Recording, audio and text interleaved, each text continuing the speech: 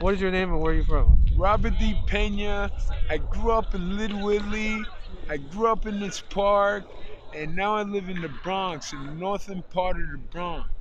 It's 81% Jamaicans, 9% mixture of South Americans, Puerto Ricans, African, Guyanese, and 10% Dominican.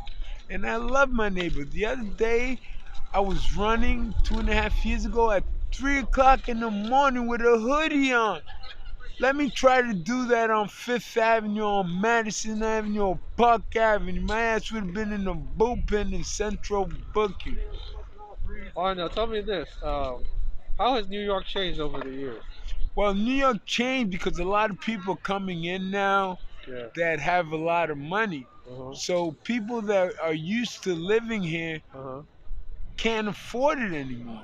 Yeah. And it's sad because you have people that all they know is New York City. And then when you raise the rent and you raise and gentrify, you're hurting the people that are just trying to survive. Yeah. And it's sad because then the 1%ers come in, like a Trump or someone that's Republican or conservative. And all they think about is money because it's greed. Okay, now you've been around for a while. Any part of your life you will want to redo? Sure, Any mistakes you've made that you want to do differently? at the age of 12, I started dealing heroin in the Lower East Side with my friends. And my friends were a lot older than me, 4, 5, 6, 7, 8 years older than me. And it was a lot of money. From 5:30 in the morning, I wake up and work from 5:30 to 12:30, and they would give me $60. $60 is a lot of money for a 12-year-old. I got like, Yeah, thank I've been you. up a cigarette car. I buy one for you. $1. Hope I got $1. You got a good story, man. I appreciate it. Yeah, it's the truth, you Listen know. to me. Yeah. So you were saying? Like I was saying, I used to work with my older friend just to be with them, not for the money. Because my mother was spoiling me to Oh death. shit, I Back got my then, own in cigarette. 1981, there was a Gimbals and there was a Bloomingdale's on 34th and 6th Avenue across the street from Macy's, and there was a Woolworth. Here you Uh-huh. go. Happy Valentine's Day. That's candy. Boy, I'm good. I'm diabetic. Oh, oh, I'm diabetic too. Why you think What I'm you doing trying to with give that it candy away? there, man? Hey, happy So Valentine's Day, candy. I used to Valentine's Day, do it candy. just to be with my friends because my friends had all the toys. They had dirt bikes, they had mini bikes. And I said, when look at you. someone would pick up, we're doing an interview, homie. No, I'm gonna fall back because I'm gonna do mine after you, son. So a lot of things were happening. My grandma would always tell me, I don't want to see you with those guys in the corner. She had me in private school, St. Patrick. And Don't go nowhere, Black. Don't I go nowhere. never wore the uniform. All I would wear, what I liked, which was the Hush Puppy. Jay Z mentions them. He says Scooby Doo's. Those are shoes, but yeah, those are Hush Puppies. That's the only thing I would wear from second grade to fifth grade because my mother would take me to the mall and buy me Jordan jeans, Sassoon jeans, and Lacoste shirt. And I was spoiled, but my grandma would always tell me, I don't want to see you with Papito. Papito was a kid that had three brothers, all last name Diaz, like in Scarface. He was terrified about the Diaz brothers, and he didn't like Colombian. How could I like that movie Scarface when he didn't like Colombian? Grandma would always tell me, and I'm talking about back in 1980 when I was 11. She always told me, I don't want to see you with Papito. No te quiero ver con Papito. Guess what Papito does now? He What? runs the K2 in the Lower East Side. Uh-huh. I have no idea how my grandmother had a vision because grandmas and grandpas always know. They get that age, and the older you get, the more wisdom you get. That's how you get wisdom from age. Okay, now you say you went to private school. Right. Tell me about what that was like. You think it was worth it? Yes. So you would send your kids to private school too? Excuse me? You would send your kids to private school too? Yes. Why? Because you pay for an education, the people that are there for a reason to teach. Yeah. And when you're in public school, they don't care about you misbehave. They want to put you in a special unit, which is called special ed. Is that what happened to you or no? Yeah, they did put me in special ed, but it was because I used to make plans with my best friend. I'll meet you second period in the dean's office. Uh-huh. I'll meet you fourth precinct in the fourth period in the dean's office. And then when that period would come, we would do something bad in the classroom, so we would get disciplined there. So we get disciplined in the dean's office. Once we were in the dean's office, we would do something to get suspended, so we wouldn't have to go to school for a whole week. Uh-huh. So what was that like to go to private school where everybody's on track? They're all, college prep. They want to go to college. And then you said you didn't go, right? No, because the thing was, I wanted to be with my friends that went to public school. Yeah. And I told my grandmother to sign me up for public school, and she did. Uh-huh. So one day, I'll never forget, I come out of my building, 223 Mott Street, my sister still lives, and I could have made a left, go to private, or make a right and go to public. And that was the biggest mistake of my life, because I went to public. Okay, so what kind of advice do you have for the younger folks out there? Stay in school, because that can never be taken away from you. Right. And that's the way out of poverty. People cannot discriminate against you once you have the education. Yeah. Once you have the education, the sky's the limit. Uh-huh. And it isn't about money, it's a way of living. Yeah. It's respecting people in the human race.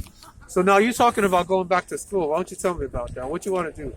I'm planning to go back for for the same subject that I majored in when I first went, and which was economics. And I loved economics. And my professor for 2 periods, 4 hours, you know what he spoke about? Uh-uh. He spoke about basically, if you don't know what you're doing in college, Uh-huh. you shouldn't be here. Yeah. Okay, so now you've been in New York for a long time. Describe to us what New York was like back in the 80s. Wow. Because I had a Puerto Rican guy come up to me. He said that me and him wouldn't be allowed to be in Manhattan because there were so many racists. Is that true? No. No? So you could walk the streets and nobody give you any problems? It depends on location. Where? Yeah. Like Manhattan. Like, It let's say, depends where you go. let's say like Chelsea, Tribeca, that area. Beautiful. Yeah? No problems? Beautiful. Nobody Wonderful. being No, aggressive? and then Chelsea's known for being kind to the people in the life. People in the life means people that are gay, lesbian, bisexual. That's what Chelsea's known for. Being kind for people in the life. Yeah. People under the impression that the village it's a lot of gay people. No. Village is just where a lot of people that come outside of the city come to hang out. They even have a street on Christopher Street, a side street called Gay Street. Yeah, I've seen that. And I used to be a delivery around here, so I know all the streets, and it was a wonderful, beautiful experience growing up in this park. You know, people out with me was a perfect example of the melting pot. And I didn't learn racism until I went to college, and it wasn't me that experienced it. My girlfriend, which was gorgeous, her father was vice president, Puerto Rican, my complexion, vice president of Coca-Cola in New York State. Her mother was Italian, light-skinned, and she was a cross-guard, lived in Castle Hill. I had the prettiest exotic girl a man could ask for, everything I dreamt for. But I wasn't raised with a parent, so I didn't know how to cherish that relationship, so I lost it. So now when I see kids, that's one of the biggest regrets that I see, that I didn't have kids. Yeah. What are your beliefs on marriage? I think it's sacred. Yeah. I don't think men should. If they know that a woman is married, play themselves and try ruining a marriage. I think marriage is too sacred to do things like that. Yeah. All right, now you say you're DR in Colombia. You ever catch Spanish people saying bad things about you? They All think you the don't know how to time. say I Spanish. did 22 years in prison for nothing. Yeah. For Yeah. kissing a girl on the cheek that was selling marijuana and she thought I was a cop. 3 minutes later, I'm drinking Jack Daniel, Johnny Walker Black, in a Burger King cup because Julian said you couldn't drink in the streets. I said, fine.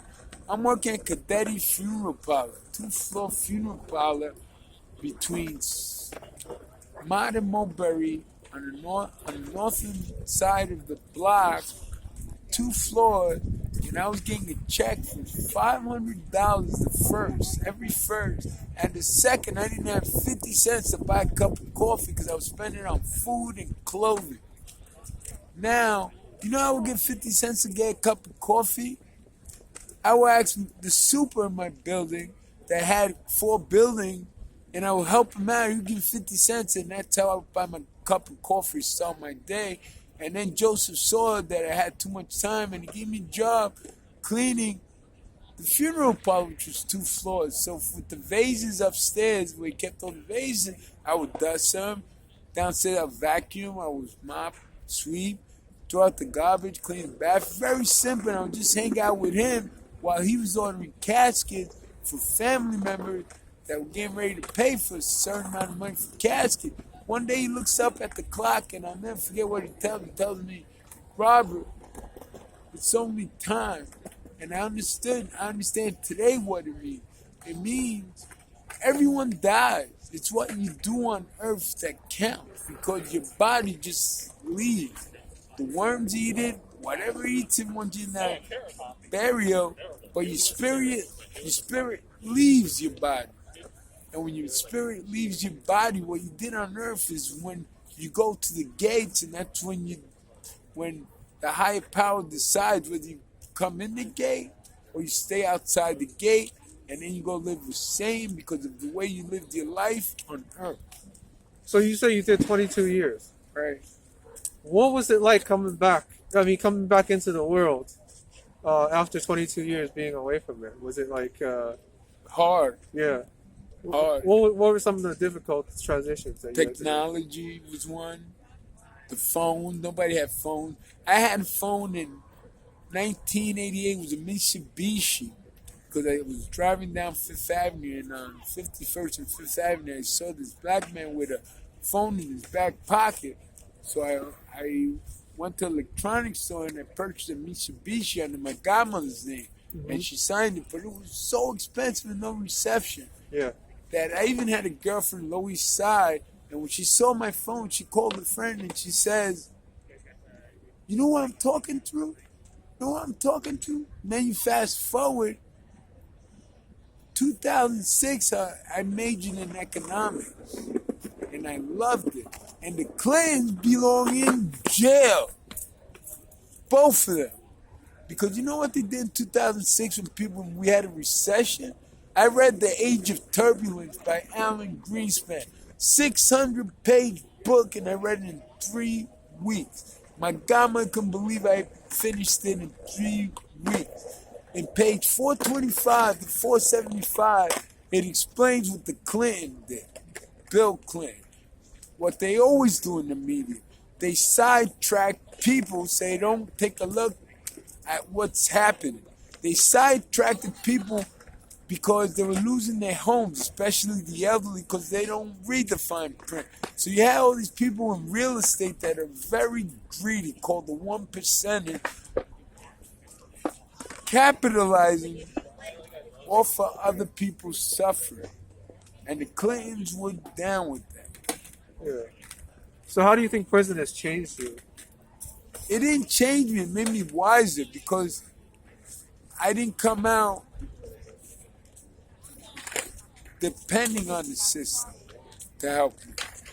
Thank God I have my godmother, who was my school teacher, took a liking to me. Her and her husband took me out my first Thai restaurant in East Village when I was 17.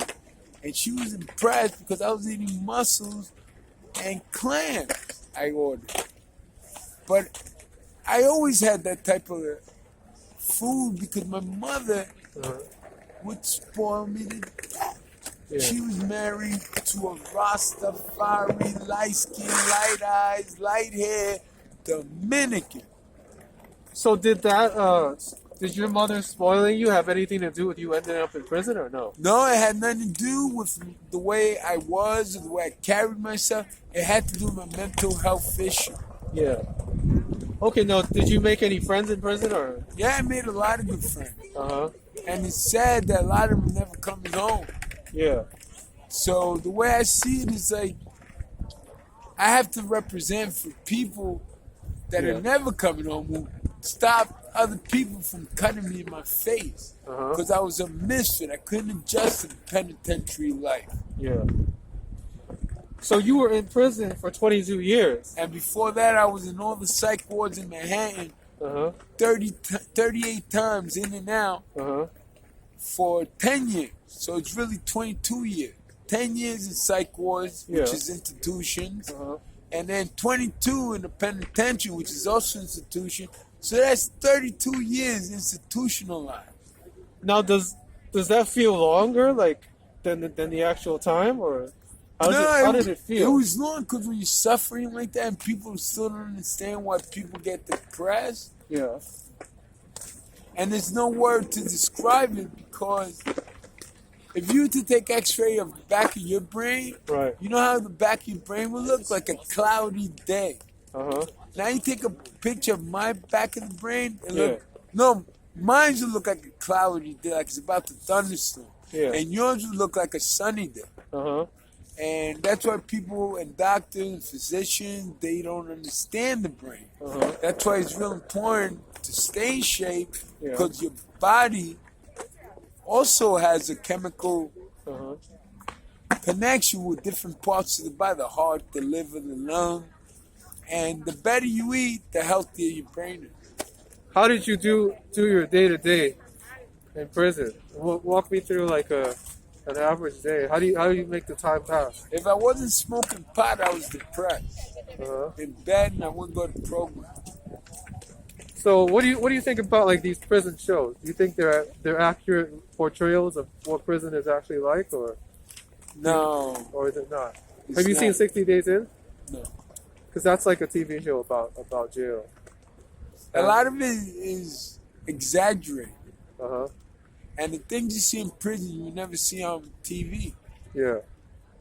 What do you think are some of the things that we need to change about the prison, about the justice system? Stop putting people with mental health in prison. Have a special unit that if someone seems like he can't function or he's out of reality, you call it special unit.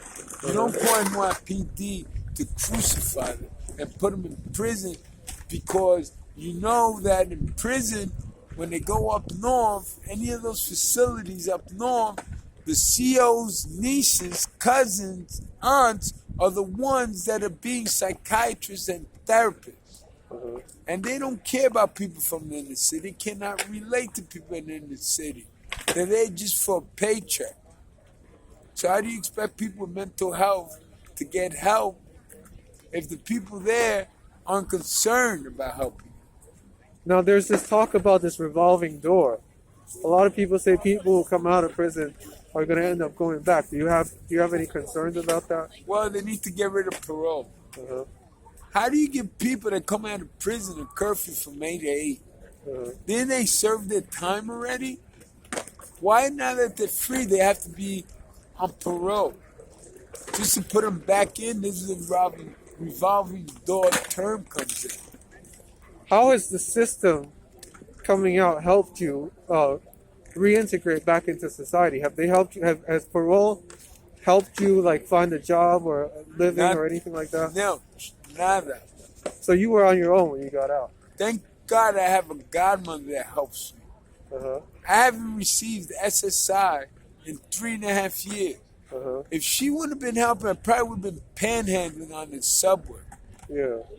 Do you have any concerns that you might end up back in prison again? Like No, they I say? try not to break the law, even though I do it, but I have a lawyer today. And he was 96% of all his murder cases.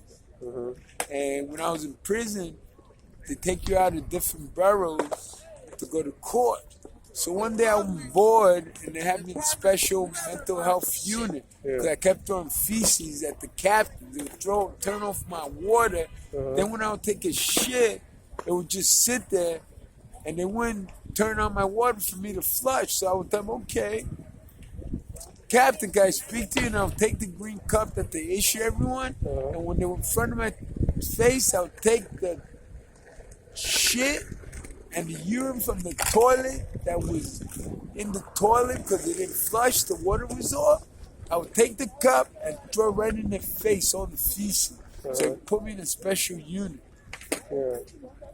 So, how were you given a chance or opportunity to get an education in prison? Because some people talk about getting degrees in prison. No, and they stuff. stopped that because the people, depending where you were, the locals that weren't in the prisons but that lived in the area were getting angry. How come people that are in the penitentiary are getting degrees and yet we got to pay for it?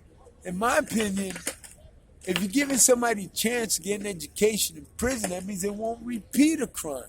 Yeah. So why are the locals contributing to things that prisoners are doing inside the wall? That shouldn't be any of their business. That's my opinion. Did people come visit you in prison at all? Yeah, my best friend did. Two of my best friends did. LB and Judd. My godmother for 22 years would visit me once a week wherever I was, and she wasn't traveling around the world. And I remember one time she came to see me in Attica, a 9-hour ride, and I was depressed in the box, special housing unit. I go to the visit. You know how long I stood in the visit? 10, 15 minutes. I didn't want to be around these people. And I go back to my cell in the box. I almost pulled out every inch of hair I had in my head. That's how bad I felt. That I only stood in the visit for 10, 15 minutes. She had to take the bus back to Manhattan for 9 hours. Now, what are some ways you can protect yourself in prison? Because keeping to yourself. Yeah. Not opening doors, meaning not letting people befriend you, because a lot of times people don't get anything. If they know you have income from the outside, they have ulterior motives. Yeah. Okay, now let me ask you some general questions now that probably have nothing to do with you. Where do you see yourself 5 years from now? Columbia University. What's you doing economics now? Yeah, and mine is gonna be journalism. What are you gonna do with that? You gonna write articles? No, I'm gonna open up my own newspaper when I graduate. Oh, what kind of perspective are you gonna bring? Just everything, kind of. What's gonna set you apart from the New York Times? From New York Times? Yeah. A lot of things. It won't be one view. So you're gonna hire different angles. Well, I'm gonna have writers, and I want my writers to be creative. I want my writers write the truth, not camouflage, because of whatever forces out there stopping people from writing the truth. So what were you doing during the lockdown? Well, I was gonna kill myself. I was gonna jump off the roof. Then I thought about it. It's only 5 flights. I would have stood alive. I would have been in a wheelchair. And then that's why I didn't do it. So I started writing my book. And I'm up to page 330. What kind of stuff is going to be in your book? It's a memoir. And a memoir is French for as back as I can remember as a child. And me writing to the present. And guess who's playing me on the big screen? Will Smith. He's bilingual. Oh, is he really? Yeah. Where can we find your stuff? I don't have anything in YouTube. I don't have anything anywhere. No Instagram?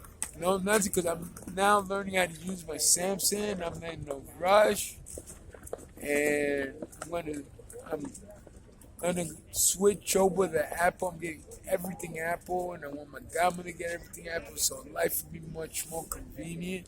And I want Pedro, her husband, also to get Apple because he's an artist, and it'll be better for him. When they travel, they can call me. I can call them. I can see them while they're traveling, and they give lectures and different stuff because the Apple Store on Prince Street has a big stage and a big platform that has seats. And when I'm bored, I can go and I can hear a lecture about the Apple, and I can learn. And everybody says it's much easier than Samsung. So you don't have an online presence right now? No, I don't. What do you got planned? Continuing what I'm doing, learn how to budget. I'm a 51-year-old man, and I was 50 still getting allowance. Yeah. Who do you know that's 50 years old that gets allowance? Not a whole lot of people. I'm blessed, and I count my blessings every time before I eat. Uh-huh. That's great. Now, anything else that you want to share with us? What kind of relationship advice you got for us? It's Friendship Valentine's Day is the today. best. Yeah. And then if it works as friends, it's like in high school, you ask a girl out. There's nothing wrong with excuse me. There's nothing wrong with asking a girl out if you like her. Yeah.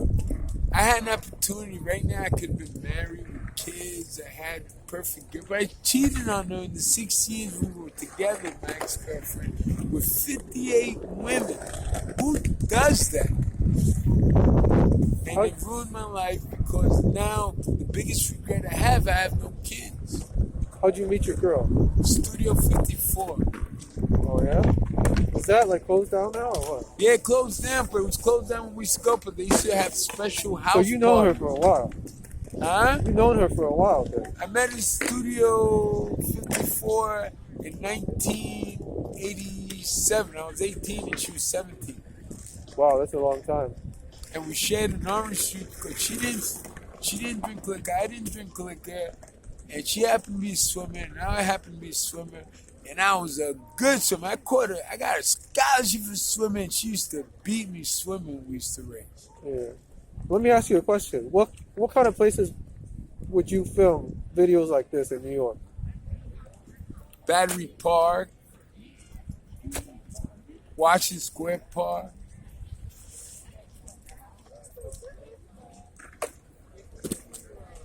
Any park, any place. Yeah? New York is beautiful, especially in Manhattan. You would do Times Square Bronx is too? beautiful. The whole 5 boroughs. I don't know too much about Staten Island, Yeah. but the other 4 boroughs, Yeah. incredible. Uh-huh. Now, what kind of questions would you ask if you were doing an interview? I don't know. Uh-huh. Can't answer that. Never did interview. If you could time travel, when would you go? In the future or past? Both. Forward? Yeah. 2035. Why? Because China will be the first country landing on the light side of the moon. No more need for electricity. Fracking, how do you call that? Yeah, exactly. Fracking, no more need for electricity, petroleum, none of that stuff. And China is going to have that. And when Donald Trump was president, why didn't he just mention once how much Americans owe China? Isn't it 145 Yeah. trillion? Uh-huh. But why America? They just invest in war. Every cigarette a person smokes goes to a bullet in the military. Who wants to support stuff like that? In China, they invest in infrastructure. A lot of people don't know you have a train that go from Shanghai, Beijing to Iran. Yeah. Why don't we have anything like that? We just have a bunch of greedy, white, blue-eyed devils just milking the poor. I read in between lines, Yeah. and I love to write. don't you think that education is going to keep you outside of that, though? They're not going to tell you to read between the lines. They're going to say, read exactly what we tell you to read. But they're going That's to give me why a certificate. Yeah, I don't care what they tell me. I'm going to do it. yeah. So you're going to follow the rules, I but have still to. have your own I want thoughts. my degrees. I want to be PhD Yeah. and beyond. I want to go to Oxford for 2 years just to see how the lifestyle. You talk about Britain? England. Yeah. So you're going to try to get out there as well? Well, I'm going to do 2 years in BMCC to get my feet wet. Then I'm going to my dream school. Always dreamt about going to Columbia. I was born right next door, St. Luke's Hospital. And I'm finally, my dreams are coming reality. So I'll be going to Columbia for 4 years. Then I'm going to take a year break. And then I'm going to go to England, to Oxford for 2 years, come back. And hopefully during that time, I'll have a girlfriend that I can share my experience and do things with and be an equal relationship and both learn and grow with one another. Because my godmother and her husband been together for 47 years.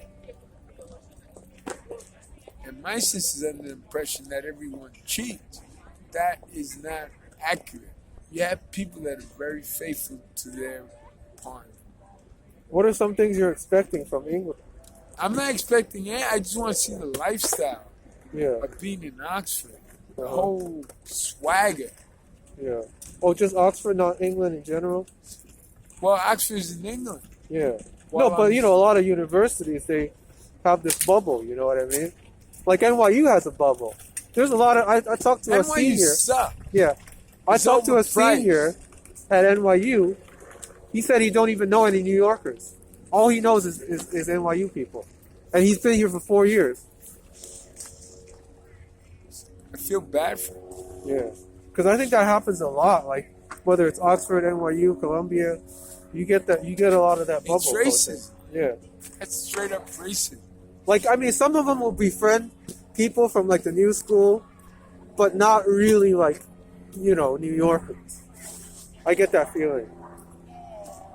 And some of them have come onto my channel and said that. Say what? That they'll befriend people from, like, other prestigious universities, but not actual New Yorkers. That's sad. Yeah. So they could live here for 4 years and never really know any New Yorkers. Because all they do is hang out with other... They're the ones who are cheating themselves from their life. Yeah. Because when you meet other people, you meet other different culture. Yeah. You get together. You know, it was the best thing I ever had? Homemade Chinese food when I was a kid. Really? Yeah, that is pretty Who good. gets that? Yeah. And when I was young, and I was 6 years old, a lot of people don't realize Chinese New Year's for 3 days. Right. And the first day, my neighbor from downstairs, Mr. Wong, the first day gave me, I think it was 10. The second day gave me 15. Uh-huh. And the third day he gave me 20. Yeah. And when my grandma saw it, gave me the red envelope with $20 in it, she slaps me in the hand and says, "What are you saying?" I said, "Gracias." And Wong said, "No gracias." And he goes like this. He says, "Shit, shit." Yeah, So that was the first word I learned before I learned how to speak Mandarin and Cantonese. So you're very, like, a cultured person. Well, That's one of the benefits that come with being a New Yorker. right. Yeah. And I didn't learn racism until my girlfriend came one day and told me she was pregnant. Uh-huh. And I waited in my campus room. She comes in the door. But she was so gorgeous and smart. When I would pick up that her mother was taking her off, she had a cat would start crying. And I'll pick her up and the thing that she would tell me, I left my cat crying. Yeah. Now, when I would get upset in my car, you know what she would say? I'm cranky. Uh-huh. Every time she said I was cranky, I had to leave her alone. Yeah. Because she knew how to use the English word, Uh-huh. vocabulary. There were times that she would talk to me and say certain words, like my first girlfriend, Rachel Pujansky. Uh-huh. I met her in this park. She would say certain words. I would have to ask her, what does that mean? Uh-huh. English words, you mean? Yeah. She went to Stuyvesant, then she went to Oberlin, my first girlfriend. Oberlin in Ohio? Yeah. So what are some places you hope to visit in the future? You sound like a very cultured person. I want to I want to build my house in Cali, Colombia. Uh-huh. I have a house in the Dominican Republic, but I don't want it. I'm going to give it to my favorite niece when she graduates from college. Yeah. So she can go over there on weekends or whenever she wants to go. It's going to be her house. Uh-huh. And I'm going to build my house in Cali. And the only thing I'm taking from the Dominican Republic is the 3 coconut trees I have in the back of my house. Yeah. In a really nice part of Dominican, in the capital. Uh-huh. Across the street, there's a park where they play volleyball, baseball, soccer. Then you cross another street, you have the ocean hitting the rocks. And that's how beautiful it is. And when I was 17, at one of the beaches, I had a $235,000 boat. Who do you know 17 years old with a $235,000 boat? So every time school would let out, I would go to the Dominican Republic and I would fly first class. What are some places we need to visit in the DR? Santiago de los Caballeros. Not Puerto Plata, it's corner. And Punta Cana is nice. I recommend the country, Santiago. Punta Cana. Sí. I recommend the country. Uh-huh. Because the country, you're not going to find people that try and get over on you. Yeah. You know, you go to the city, you're going to have a lot of people that's going to be like, you're in the hood of New York. You don't want to be in no hood in New York. You want to go where people cherish the land. Uh-huh. And in Santiago de Caballero, men have no say. The women control everything. Uh-huh. Now, you're Dominican. You speak Spanish? Yes, I speak 4 languages. Can you say something in Spanish? Bendición, hermano. Bendición. Aquí Gracias. tenemos arroz y vegetales. Ah, gracias, mi hermano. Todo vegetariano, nada de animales. Si Wow. quieres, tenemos otra Vegetales pabrita. con arroz. Gracias. Uno está bien, uno está bien. ¿Quieres Seguro para para más mí. tarde? No, tengo comida en la casa y no sé Ok. cocinar. Esto es para Está bien. aguantarme. Que lo disfrutes. Disfruta, Gracias. hermano. Ok, Gracias. Buenas noches. Buenas noches. Con Dios. Well, I guess that was Spanish right there. Bien, So you're pretty fluent in that. bien. How I is know. it? Go ahead. I know all the street terminology. Yeah. I know all the perfect terminology. Uh-huh. I know more history of the Dominican Republic than people that are still there and study. Uh-huh. I know more about the Dominican Republic than people come to this country to struggle. Uh-huh. I know what they do when they first come to this country, guys from the capital. Yeah. From the capital, when they come to this country and make a little bit of money, they want to open a pool house. Yeah. I'm not with that. Uh-huh. My father's side of Yeah. the family, my grandfather's side of the family, Uh-huh. that's all they did. Yeah. We run brothels in the Dominican Republic, which was legal. Yeah. And I was never for that. I was always against it. Now I'm an adult. You think I'm going to go backwards? Uh-huh. All right, now you want to take a break to eat that? Yeah. Because we're at 35 minutes now.